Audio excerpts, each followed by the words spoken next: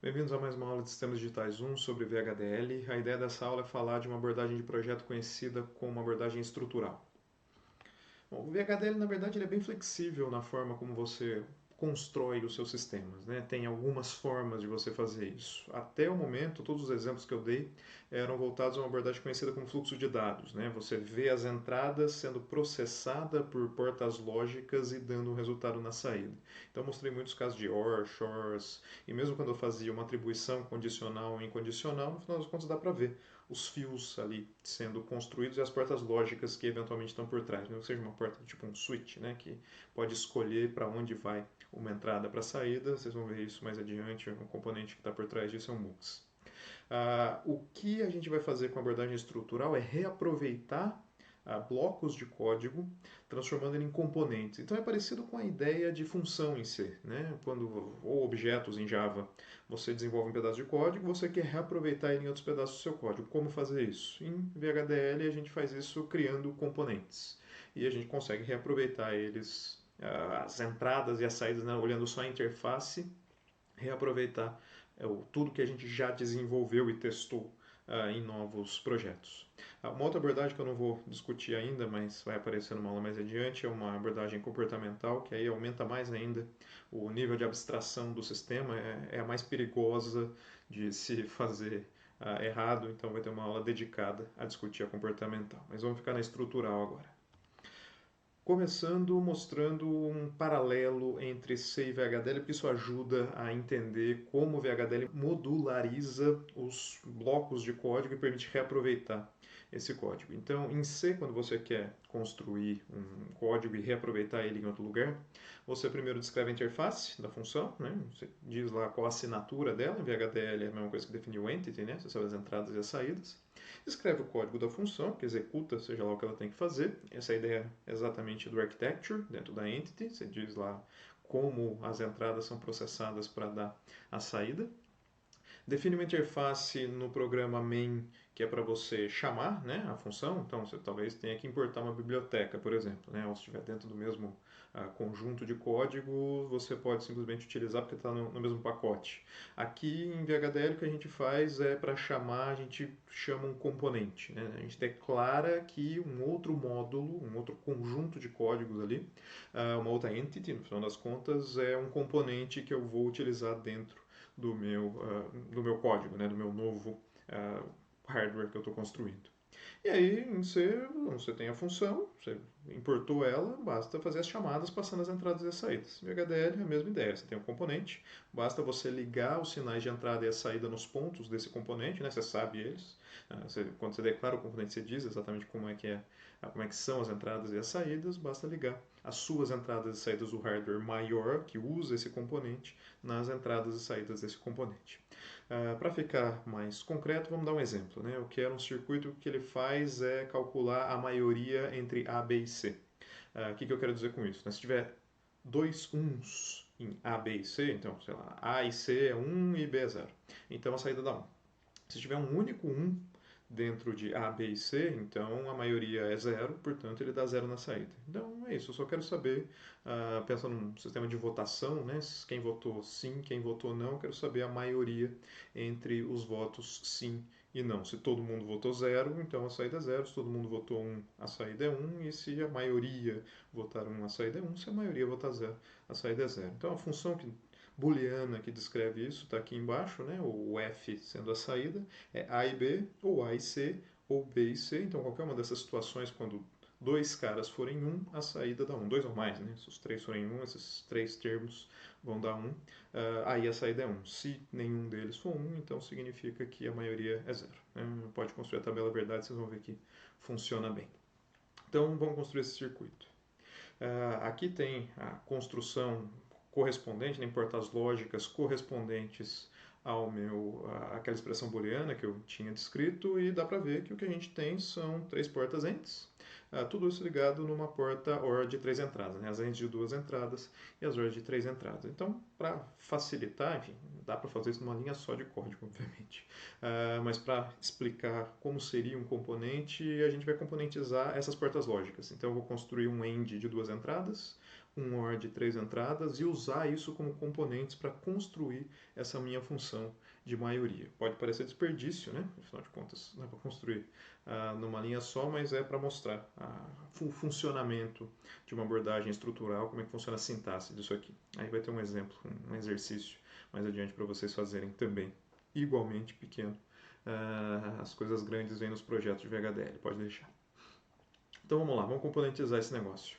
Tem o passo a passo. Eu mostrei antes qual eram os passos em C, né? Declarar Entity, Architecture, componentes, usa os componentes, é exatamente esse passo a passo que eu vou colocar aqui. A primeira coisa que eu vou fazer é definir as entities para as minhas portas lógicas, né? Que são os componentes que eu vou utilizar para construir a minha função de maioria. Então, nenhum segredo aqui, a gente já fez coisas mais complexas do que essas em exemplos anteriores. Eu estou construindo um end de duas portas, entra A, B da saída F e a arquitetura correspondente é simplesmente um A AND B, né? Uma atribuição incondicional para a saída F. E um OR com 3 entradas, pego A, B e C, são entradas do tipo bit, e dá a saída no F. Né? Até aqui é basicamente o que a gente já fez antes. Nenhum grande segredo. E também o maioria, né? Agora vamos fazer a interface, né? A entity correspondente ao maioria. Entra as entradas que eu estou chamando de in A, in B, in C e dá uma saída chamada OutF, né? Podia ser A, B, C e F simplesmente, eu estou só colocando in A, in B, in C, porque aí fica mais fácil de vocês enxergarem quando eu estiver falando do componente e quando eu estou falando do maioria, né? Do bloco completo que usa esses componentes, mas só por isso. Então, defini essa interface aqui, agora eu tenho que definir a architecture correspondente a isso. Na architecture, eu vou usar os elementos que eu construí antes, né, end2 e or3, na forma de componente. Então, como é que em VHDL funciona isso? Você pega exatamente a assinatura do código que você tinha para os elementos que você quer componentizar e repete ela dentro do código do maioria, né, do elemento que vai usar isso, só trocando a palavra entity pela palavra component. E quando você coloca o fim, né, fim do seja lá o que for o nome dessa entidade, você coloca end component, você não dá o nome específico. Então é isso que está aqui chamado a atenção no slide, né? Então era entity end2 is, agora é component end2 is, e terminava com end2, agora é end component. A mesma coisa no carinha de baixo aqui, o OR3 vira de entity OR3 para component OR3 e de end OR3 para end component. Nenhuma mudança a mais é feita aqui, né? A interface é exatamente a mesma. Onde que eu coloco isso dentro do meu código? Lá na architecture do maioria, antes de começar o begin, quando eu posso declarar variáveis locais e coisas do gênero, sinais locais, eu vou declarar os componentes. Então, aquele código ali do componentor3 e componentor2 vem aqui antes do begin dentro do architecture da maioria. Né? Então eu estou usando esses elementos, não são sinais, mas são componentes que têm esses nomes aqui, enfim, se estiver dentro do mesmo pacote, né? Para compilar, por exemplo, que você vai precisar colocar todo mundo na mesma pasta. Isso já vai resolver o problema, né? Dá para fazer também com pastas, subpastas, coisas do gênero, com um IDE, mas se você colocar todo mundo na mesma pasta vai funcionar como uma maravilha. Então, declarei os componentes, agora a minha architecture consegue enxergar esses componentes OR3 e END2, e o que eu preciso fazer como próximo passo é, não, legal, mas eu vou ligar eles, e eu vou precisar ligar eles em sinais intermediários internos. Né? Se você olhar o desenho do meu a maioria, eu ligo eles assim, em A e em B e eles são ligados ali num sinal que eu chamei de AB, AC e BC. Então a gente vai usar esses caras como pontos intermediários de sinal. Então a gente declara eles também no mesmo lugar que a gente já declarava antes, que é entre o architecture e o begin desse architecture. Então, além dos componentes, declare sinais intermediários se você precisar de sinais intermediários. Né? Se você não precisar de sinais intermediários, não precisa declarar nada. Mas como o meu desenho ali tinha esses sinais, né, esses pontos internos ao meu circuito, eu estou declarando eles aqui. Bom, agora eu já puxei tudo que eu precisava. Eu tenho os componentes, OR3 e END2, e eu tenho sinais para ligar eles. Bom, então basta agora ligá-los. Como é que eu ligo? Bom, aí tem duas abordagens possíveis, todas elas passam por esse comando que é o portmap. O que eu vou fazer é pegar esse meu componente, que eu chamei de end2, por exemplo, né? Enfim, como uma das coisas, vou mostrar todos os componentes sendo ligados, e vou ligar eles nas portas específicas correspondentes. Então, eu tenho ali que o meu end2 tinha as entradas A, B e F, foi assim que eu descrevi ele. O que eu vou fazer é simplesmente, bom, o A vai ter que ir no in A, o B vai ter que ir no in B, e o F vai no AB, né? A saída desse end2 vai no AB. Então, como é que eu faço isso dentro do meu código do maioria? Eu faço um port map dizendo que, olha, pega o end2 e faz o port map da seguinte forma. Então, vamos fazer o mapeamento implícito primeiro, que é o que está embaixo. Faz da seguinte forma, coloca em A, em B e AB, nessa ordem, o mapeamento das portas, né? Enfim, as portas do jeito que eu declarei ela no end2 é A, B e F, então implicitamente eu estou dizendo que ó, o in A vai no A, o in B vai no B e o AB vai no F. Faça essa ligação para mim e está resolvido. Esse é muito parecido com a ideia de chamar função, né? Você sabe exatamente a sequência de elementos, função em C e outras linguagens de programação, né? Java, C++. Você sabe exatamente a ordem dos elementos ali da função, né? Das variáveis que você pode entrar para a função e você coloca exatamente na ordem. VHDL dá uma segunda opção também, se você quiser, você pode fazer um mapeamento explícito. Você diz exatamente quem vai em quem, dando nome aos bois. Então, é o que está no exemplo acima, com mapeamento explícito. Você vai ligar o F no AB, o A no em A e o B no em B. Perceba que aqui eu posso alterar a ordem das coisas, né? Enfim, eu não começava o meu componente end2 por F, mas eu estou definindo primeiro essa ligação do F para o AB. Então, você pode fazer em qualquer ordem, nesse caso, né, com mapeamento explícito. Não tem problema alterar a ordem dos elementos. É mais fácil fazer a leitura se você colocar na mesma ordem, né? Mas enfim, se você quiser alterar por algum motivo, você pode, não é exatamente um problema. Então, enfim, duas formas de fazer essa utilização do componente, ligar os sinais do seu circuito que está usando o componente nas entradas e saídas desse componente.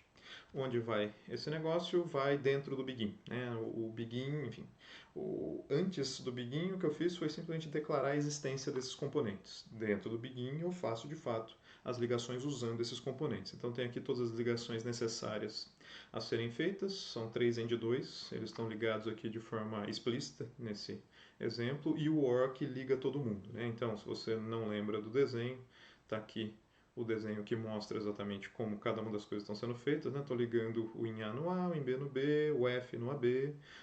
Isso é o primeiro end, aí depois tem o segundo end, terceiro ends. São todos esses descritos aqui, né? Eu dei um nome para cada um deles. O nome é opcional, tá? Eu coloquei os rótulos XAB, XAC, XBC. Não é obrigatório dar nomes a cada um desses componentes sendo ligados. É bom, mas não é essencial. E o OR ligando o A, B, AC e BC na saída Alt F. Então, essa é uma forma de fazer, e a outra forma de fazer está aqui, a forma com implícito, né?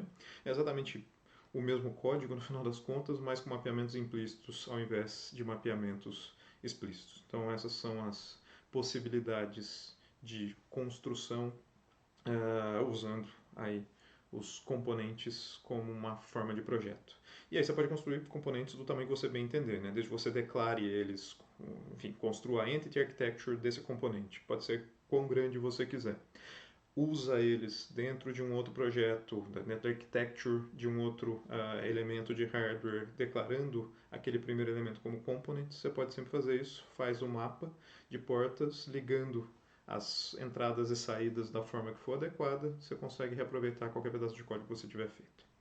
Então, para mostrar uns exemplos, né, enfim, para vocês entenderam de fato, tentem fazer este exemplo aqui, que é a soma entre A e B. Já fizemos esse exemplo em outros momentos, né, um meio somador.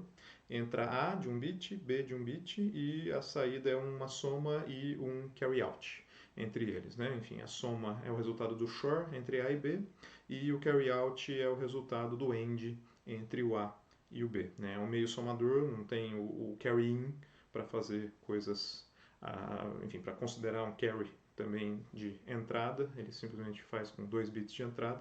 Está aqui a entidade correspondente, AB como entrada, o S e o Cout como saída, faz o architecture correspondente usando componentes. Tá? Então suponha que você já tem o SHA-2 e que você já tem um END2. Eu não vou colocar eles aqui no código, né? Pode assumir que eles existem, só declare-os como componentes aqui, né, a interface correspondente a eles e faça as ligações, né, dentro do begin, faça as ligações do componente usando o portmap.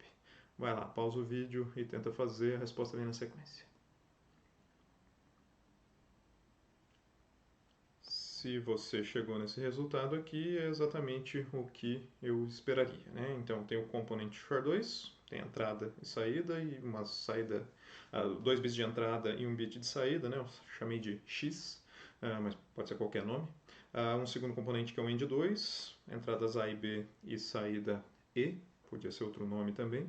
E o que eu estou fazendo é ligando o SHA-2, as entradas A e B no SHA-2 e a saída S, né, a saída do meu circuito, diretamente nesse componente, e o carry eu estou ligando o A e o B também e ligando a saída diretamente no Cout. Percebe que aqui eu não preciso de sinais intermediários, né? As entradas que vão para os meus componentes vão também para a saída do meu circuito maior que está usando os componentes. Então não são necessários sinais intermediários nesse caso, por isso que eu não usei. Bom, então é basicamente isso que eu tinha sobre abordagem estrutural. Não é difícil, né? No final das contas é um comando, dois, vai, component e o portmap correspondente. A gente vai usar isso bastante dentro da disciplina para construir coisas, né? Coisas complexas a partir de coisas mais simples, e vai aparecer isso também quando a gente estiver fazendo o test bench, né? Hardware que testa outros hardwares. Bom, se esse hardware vai testar outro hardware, eu tenho que pegar o hardware a ser testado e usar ele como componente. Então é importante aprender isso aqui, porque senão você não vai conseguir testar os seus códigos. É isso por hoje, nos vemos na próxima aula.